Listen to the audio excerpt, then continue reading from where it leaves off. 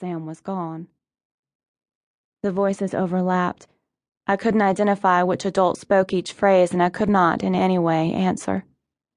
Sam, who was watching Sam? Did you put his life jacket on yet? Do you have Sam? I was packing the picnic. Cappy had him. Cappy had him? No, Boyd had him. Yes, Cappy. Cap, where is he? Where is he? Is he hiding behind the old oak? Shit, quit arguing. Find him. Find him. Ellie's voice rent time and space into the before and after of Sam. Find him. Nothing. No answer. But not silence either. Just the clamor of screeching seagulls, arguing blue jays, croaking frogs, peeping cicadas, slapping waves. Sounds of nature as harsh against Sam's silence as the mangled screech of metal against metal.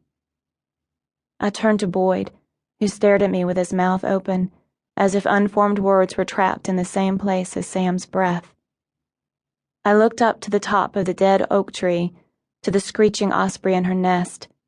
She stared down at me with her yellow eyes, then covered her babies with her wings. I ran sobbing with the violent realization of Sam's death. My childhood was destroyed, never to be repaired, never sewn into a whole piece. It was my fault. Nothing good could ever come to me again. 1. 18 years later. I had always felt life first, as a story. G.K. Chesterton. I knew I looked like a complete fool, standing on the front step of the porch in drawstring pajama bottoms and a tank top, watching Thurman drive away in the gritty light of pre-dawn. My unruly hair fell out of a tangled ponytail while a strap slipped off my shoulder. The taillights of his car moved down the street like two open eyes staring at me, and I hoped, in vain, that I'd see the brake lights, that he'd stop, turn around, and remember it was my birthday, that he'd throw his arms around me and say with a laugh, "Oh, Catherine, how could I have forgotten it was your 30th birthday?" I would hug him back, kiss him, and run my hand up his neck and through his blonde hair before he left again.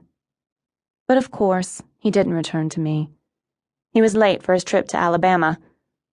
In our 4 years together, this was the first time he'd ever forgotten my birthday. I saw this fact as a bad omen, even as I told myself it was probably nothing more, or less, than the result of forgetfulness, fatigue, and preoccupation. I sat and watched the streaks of morning come over the South Carolina mountain peaks in a stretching, yawning awakening. I closed my eyes and grasped like a child for that elusive but palpable sense of possibility I remembered from childhood birthday mornings. I'd once believed that each new year brought me closer to becoming one of the beautiful and brave characters in the novels piled around my bedroom. This, I would think when I was young, will be the year I'll be as curious as Lucy in Narnia, as courageous as Scout in Mockingbird, or as cunning as Nancy Drew. In that fateful summer of my 12th year, however, I discovered that such storytime fantasies were not, and never would be mine. No Atticus would rush to my rescue. No clue in the old clock would fix my family. Aslan would not save me from my sin. For some people, sudden realizations in life come in one breath of their own, but mine had come in a breath not taken by another. Now, at 30, I had found all I needed in the sweet, real world of Cedar Valley where I lived.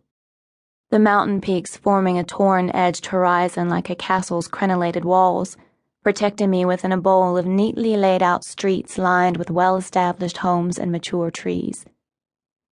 I never climbed to the top of the surrounding hills to enjoy the distant vistas other people talked about after hiking up the mountainsides. I was content in my leafy bower. I hadn't left Cedar Valley, except for family vacations to Disney World or the Florida beaches to visit Dad's parents in Sarasota, since I'd moved here 18 years ago. Even those few times I had traveled with my parents, I didn't feel completely right until we returned. Away from home, it seemed as though every encounter and experience held more import,